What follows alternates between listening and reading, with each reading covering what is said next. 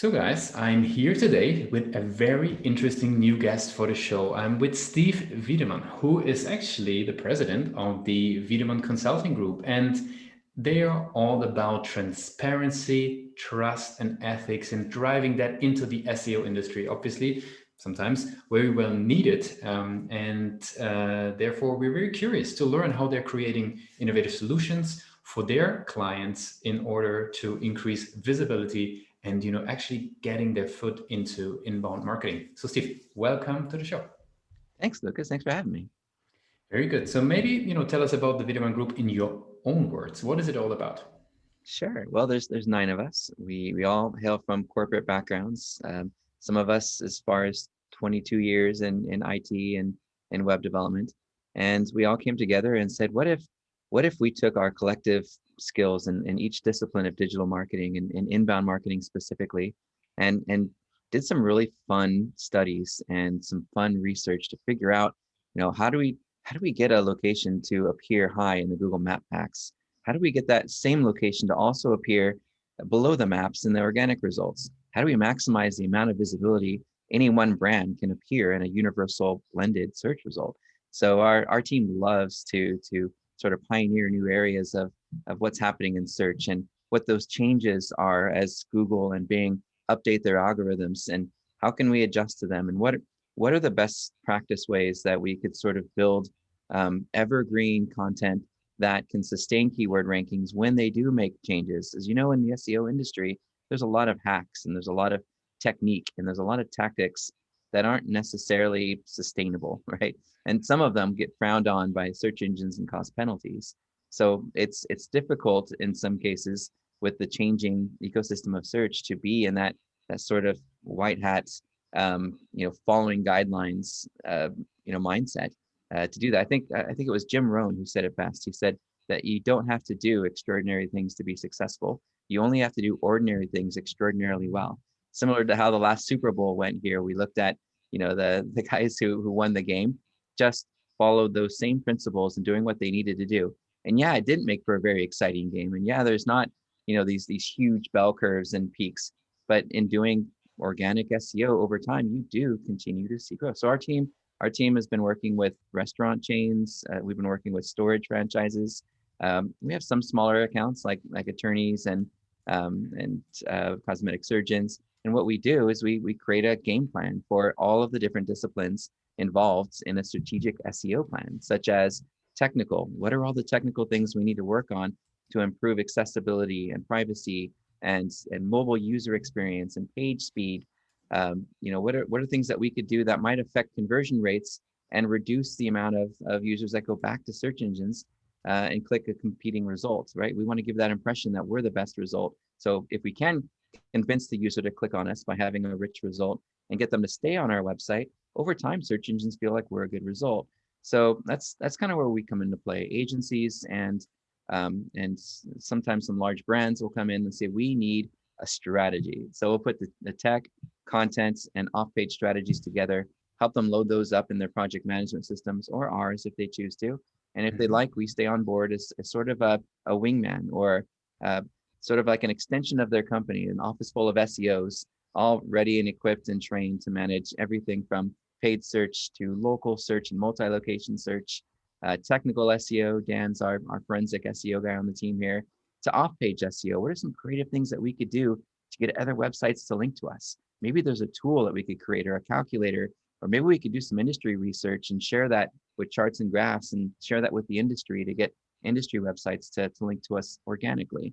And then, of course, on the analytics side, Johnny on our team's our analytics guru, and what he'll do is help set up this Google Tag Manager and tracking events and setting up triggers and all these things to make sure that we understand that journey. And what a lot of what your group does, right, is looking at that journey and acting upon it. For us, we look at that journey to see where we can improve keyword rankings more than anything else. And then, using some pretty fun software, that a lot of industry folks know about, we track and manage and report on how keyword rankings are improving and what our share of voice is for a group of keywords that are important to us.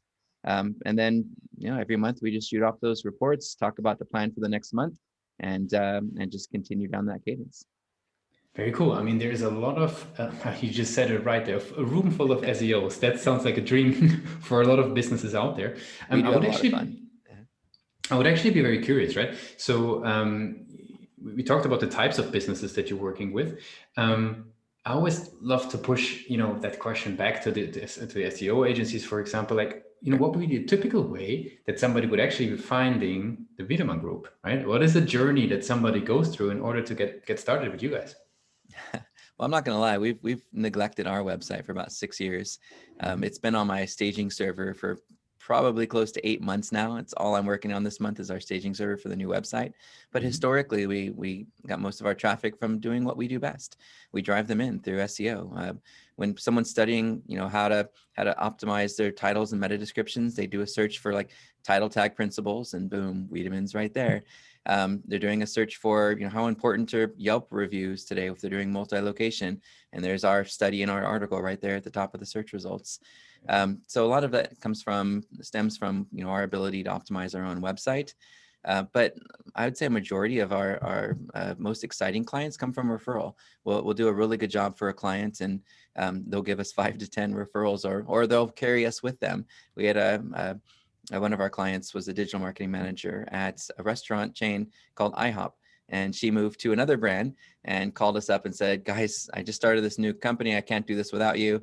Can you help me with it?" And so a lot of those clients have just been with us for years. And as long as we continue to do a good job and see year over year performance, and meet our KPI goals every year, we just continue to grow with them. Very cool. Like you touched a little bit, obviously, with SEO on the website there. What role do you contribute to the website? As Sure. as an opposite maybe to referral, or maybe in relation to the referrals that you're getting. Like, what role Oh, does the website content play? strategy for sure. That's the main role. Is what are people asking, that we could solve the problem for? I wrote an article recently for a site called Bright Local, and the problem I was trying to help their users solve was, how do we rank in Google Maps? So if you do that search, how to rank in Google Maps, I think my Bright Local article is somewhere on the first page there. And it generates, I'm sure it generates business for them. It generates referral business for us, but we're solving problems and being transparent. We're not having any secret sauce. Oh, if you want all the details, email us or opt in. No, we don't do any of that. Here's everything. And if you can do it yourself, fantastic. And if someone asks you, how'd you do it? Oh, I followed this guide that, Wiideman came up with. So we believe in that idea of providing as much value and transparency as we can. And if they still need help, they trust us already, and they're already bought into what they want to do, and they want to work with us. The problem with doing outbound lead generation in the SEO world is you can consistently have to convince the client of why it's important, and then every month you've got to convince them that it's working, even though it's a slow pace. So in our industry, it's much better to just to put really great content out, and to drive customers in who already want to work with you and have already bought into the process and don't have to be educated on it, because then they're a partner and they're not just somebody saying, make the phone ring and you're moving too slow, and those micromanaging clients that I think we've all had, right? Makes sense. In terms of the website, we talk a lot about websites in the Pathfind Presents podcast, and Sure. obviously look at it from the different angles. I'm curious, like, where do you see a strength, right? Is it the ability to convert? Is it the user experience, the content you provide? Where do you see a strength of your current website? I think, well, the current website's awful. The current website's something we just threw together 5 years ago to have a website when we incorporated. But I would say for planning purposes, the way that we've recommended improving the website holistically is really doing some competitive analysis and taking a look at maybe the top 20 to 50 competitors in the industry, aggregating all of the keywords, non-branded keywords that they're receiving traffic from, and then building out an information architecture that can take sometimes as long as 6 months to do. For companies like Jacuzzi, we were able to do it in about 3 months because there's only so many ways you can say hot tub. but the idea is you take all those different ways that your potential customers are finding your competitors. You run a pivot table to see those that are coming up the most frequently, and then you cluster those keywords into groups based on the intent. If the intent is, I'm looking for a two-person hot tub, right? But there's 20 different ways they're saying that. You find the keyword that has the most search volume in that cluster, make that your focus keyword for that page, and the rest sort of become subpages. And so building silos around the ways that people search, as opposed to building a website based on what you want to show off about your brand, is a paradigm that a lot of businesses haven't accepted yet. I'm building a website, here's what I want on it. That's the wrong perspective. I'm building a website, here's how my audience is searching. Let's build it around that idea. You're looking for these main things. Let's focus on those main things in our top navigation, and anything else we want to share, let's just kind of de-emphasize it and put it in about us and so forth. So that way your focus is just driving organic as best you can. So I think from that standpoint, we've been creating our new website in the back end.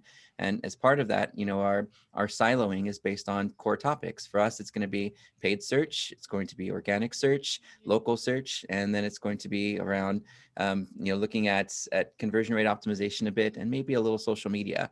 And then we build out silos underneath that content, not disjoining it by dumping our greatest content in a blog where the RSS is going to get buried over time, but taking that great evergreen content and putting it as supportive content underneath the pages that we want to compete against some really competitive search terms. Keeping our blog for news, events, and some fun things, and maybe promoting some of that content, but not putting our best content on the blog the way a lot of brands do, without realizing that that's not helping them to rank for the competitive keywords that they're going to go after.